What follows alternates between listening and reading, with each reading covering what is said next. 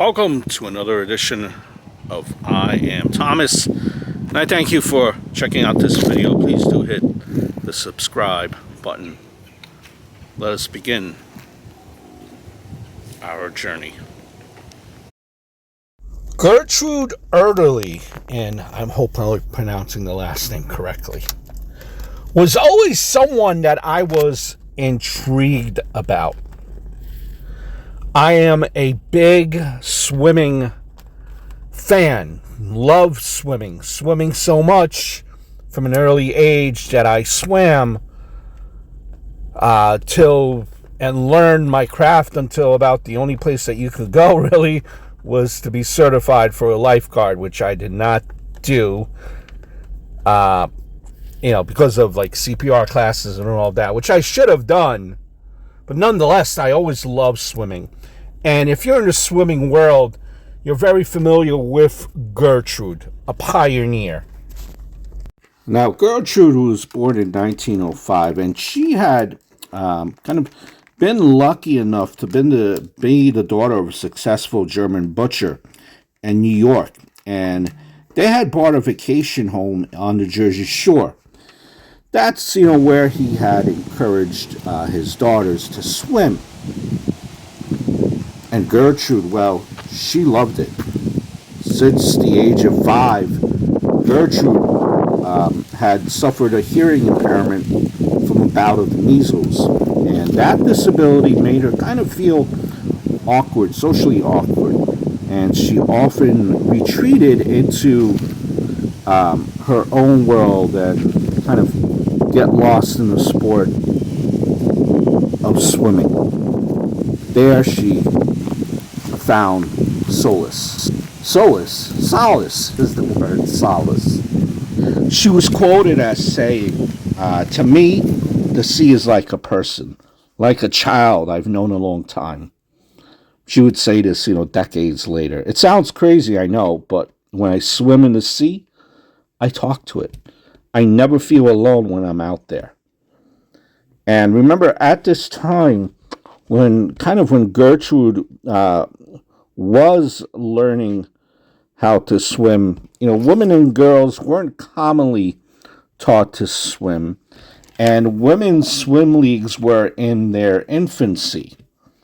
And Gertrude, I would dare say, is considered probably now one of the 20th century's best athletes, male or female. So, as Gertrude is practicing her craft, and learning how to swim and being very damn good at it, unlike many of the women swimmers at the time who kind of trained in pools back then, Gertrude developed an unusual strength and stamina from basically like playing in the ocean all day, during the summer home down there in Jersey. And she was also, genetics played a part. She was blessed with a kind of a broad-shouldered physique that really gave her the edge as she employed a stroke known as the crawl. She became a master of the front crawl, as it was. Now, the front crawl, for lack of a better kind of terminology that way, kind of understand what it is. It's mostly what you see everyone doing when they're in the pool, right? Not swimming on the back and stuff like that. You're swimming in the, forward facing.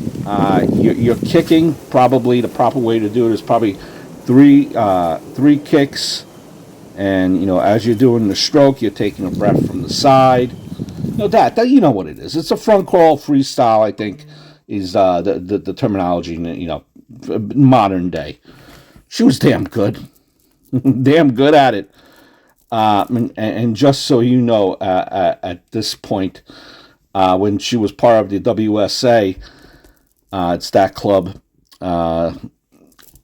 women were finally allowed to take off their stockings, but, just for competitive swimming. And then, as soon as they got off from the pool, they had to put everything back on. So it was a different time back then. Gertrude, when she made her competitive debut in 1922, she dominated the sport. Domination. And that drama of her first win kind of helped bring out thousands of spectators to see amateur women races. And Gertrude, she nearly shattered 30 records that were held professionally. I mean, 30 records amateurly, 30 records in a matter of 4 years. That is damn impressive. Teenager in 1924, a prodigy as far as swimming. She traveled to Paris for the Olympic Games. She won a gold and 2 bronze medals. Now, for some, that's phenomenal, right? But she kind of mentioned in interviews, Gertrude, that the fact that she didn't win gold in all 3 races was one of her biggest disappointments. And, she made the Olympics, and a lot of athletes aren't even able to do that. And she did this as a teenager. But one of her, I think, her greatest accomplishments were yet to come. So because she was disappointed by how the Olympics happened, even though she won medals, at that time, the public perception was that women simply weren't capable of swimming the English Channel. So what did Gertrude want to do? You guessed it. She wanted to swim the English Channel. So, and part of that reason is they said that the weather was too volatile, the distance too long, the tides were merciless. And besides, only 5 men had ever accomplished the feat. And there were dozens of failed attempts. So Gertrude is training to swim the English Channel. Her first try in 1925, Gertrude made it much of the way across, but her trainer, Tobias Wolff, who also tried to do the channel, I believe 22 times before, ordered her to be pulled from the water because he thought that she looked sick. Now, Gertrude thought that he had poisoned her tea because he secretly didn't want her to make it. If true, maybe perhaps out of jealousy. And here is the grave of Gertrude. Remember, Wolff, he had tried to swim that channel and he couldn't do it. After the failed attempt, a lot of people thought, if Gertrude can't make it, then no woman could. About a year later, in a silk swimsuit she designed herself, Gertrude set off motivated to prove the naysayers wrong and to win the sleek red sports car that her father had promised her if she succeeded.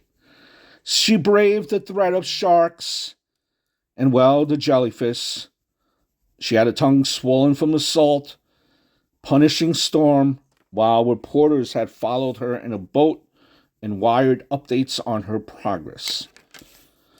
As Gertrude neared the English shore and darkness fell, people tuned into their radios back then. Collected in pubs, gathered on the beaches, lighting bonfires, honking their horns to guide Gertrude in. 14 hours, 31 minutes after leaving France, Gertrude stumbled onto the shore to the ballooning crowds. The first woman to swim the English Channel. Despite the foul conditions, she had done it nearly 2 hours faster than any of the 5 men before her. I think you can make the case that it was the singular achievement that did away with the argument forever that women cannot compete as athletes, says a writer by the name of Stout back then. Trudy, which was her nickname, had not just conquered the channel, a remarkable achievement in itself for a woman, but she had beaten.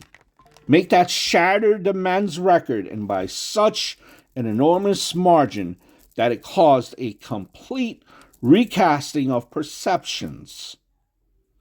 The phrase weaker sex suddenly sounded old fashioned. And news of Gertrude's victory had spread across Europe, North America.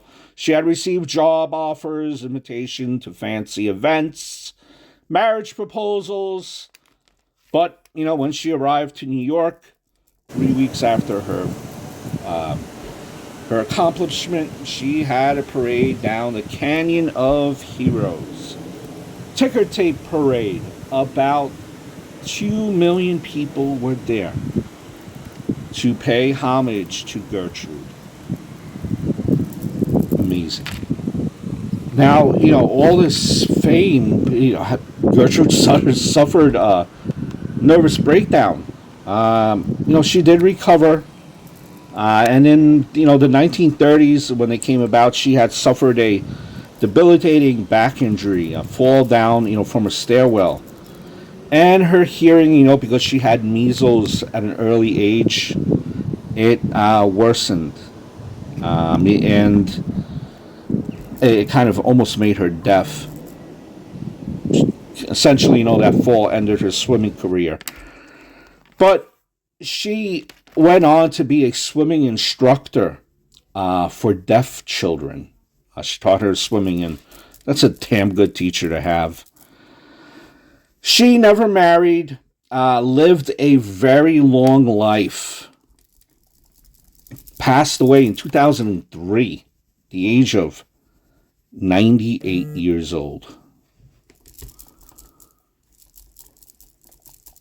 I just did the best I could, and I never thought of winning.